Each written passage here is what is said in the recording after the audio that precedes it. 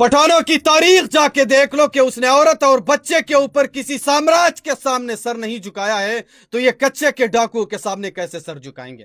वो 1990 का वाकया याद है ना आपको। बरतानिया से एक खातून आई थी पठानों के इलाके में और वो वापस नहीं जाना चाहती थी।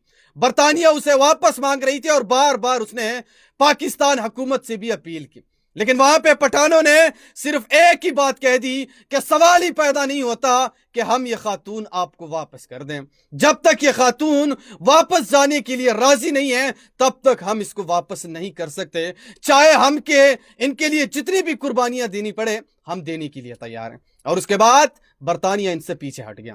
कहने का मतलब यह है कि 11 साल की खूबसूरत बच्ची पठान कम्युनिटी से ताल्लुक रखती है और वो पेशावर से अगवा होकर कच्चे के डाकुओं के पास पहुंच जाती है। वहां पे कच्चे के डाकू इनके ऊपर तशद्दुद करते हैं और बहुत ज्यादा तकलीफ और परेशानी से उनको दुचार करते हैं, लेकिन उसके बाद सोशल मीडिया पे इनकी तस्वीर और वीडियो सामने आ जाती हैं, उसकी मां सामने आ जाती हैं और उसके बाद ही सारे के सारे पठान कम्युनिटी इनके साथ खड़े हो जाते हैं और उनके लिए आवाज उठाते हैं।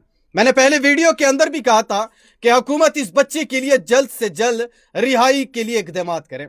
अगर हुकूमत ने इनके लिए इकदाम नहीं किए तो मैं ये यकीन के साथ कह सकता हूं कि अनकरीब पठान फिर कुछ ही टाइम के अंदर पूरे सिंध को कब्रिस्तान बनाएगा और इस बच्ची को ढूंढ निकालेगा। लेकिन आज हुकूमत ने इनके खिलाफ कार्रवाई करते हुए इस बच्ची को बाजियाब करा लिया है और अब ये बच्ची वापस खैबर पख्तूनख्वा पहुंच चुकी है।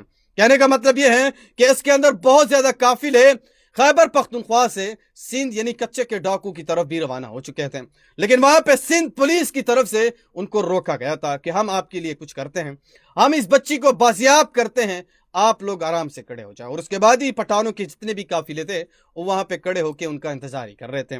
पुलिस ने कार्रवाई करते हुए 2 डाकुओं को मारा और इस बच्ची को बाहिफाजत बाजियाब करा लिया और उसके बाद ही जाकर अब ये बच्ची जो है खैबर पख्तूनख्वा पहुंच चुकी है।